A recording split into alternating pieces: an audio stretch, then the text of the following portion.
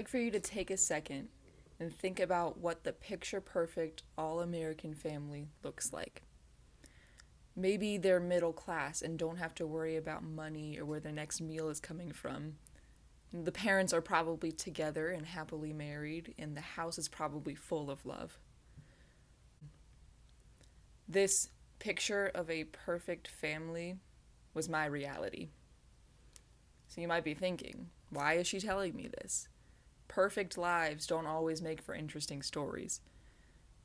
And I believe you, but as someone who has had this life, I'm here to tell you it's not always as shiny as it looks. My name is Grace Barger, and today I'd like to share a little bit of my story with you. I've narrowed it down to 3 major events that shaped me, and they come in the form of a diagnosis, an eye-opening mission trip, and the darkest point in my life. So the first major event in my journey, I was given a diagnosis that changed my perspective. I was diagnosed with autism spectrum disorder. I started falling behind the other kids my age. I was independent, I was painfully shy, I wouldn't draw attention to myself for any reason, and I did not want to hang out with the other kids. I refused to ask for help in class because that would mean raising my hand, which would put all eyes on me, and then I would have to speak. Now you can imagine that this caused my grades to flop pretty hard because I didn't ask for help when I needed it. So after a few years of this cycle, my parents decided that I needed more help. So I was interviewed, and I was diagnosed with high-functioning autism at 13 years old. So this kind of gave us answers to why I was struggling in the public school system, and my mom decided to take immediate action. So I was held back and moved to a private school. And this is where I finished middle and high school, and it helped me in the following ways. It helped me socially because the smaller environment helped me come out of my shell, and I even got into musical theater. And it helped me academically because the teachers had more time to attend to me in a one-on-one approach. This helped drastically improve my grades during the first couple years at this school. So now that we've looked into my first challenge and how I've kind of overcome that, it's time to see where I've learned the most about the world. We're going to fast forward a few years to the March of 2019 when I went on a mission trip to Haiti. I've had almost everything in my life handed to me, so this trip was an eye-opener. I'd never seen a world outside of mine. I was 17 and I was looking for chances to give back to the people who needed help. So on this trip to Haiti, I was especially drawn to the Miriam Center, which is a place dedicated to children with special needs.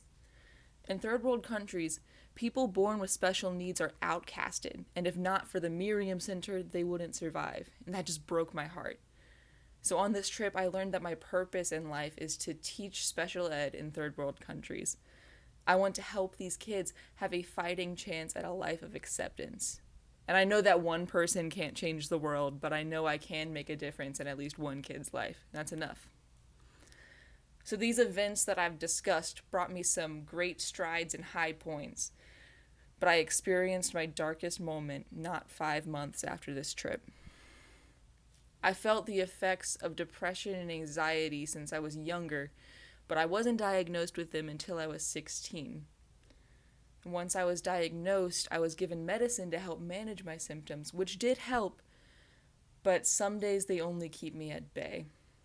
And one day I decided that I had enough. July 5th, 2019, I was up all night, ready to commit suicide. It seemed like I was being torn apart by a tidal wave, and the only way to escape was to die. So I planned to end it in the morning, but I was stopped in my tracks, because I was afraid of the side of me that was trying to kill me. And I decided that I needed more help.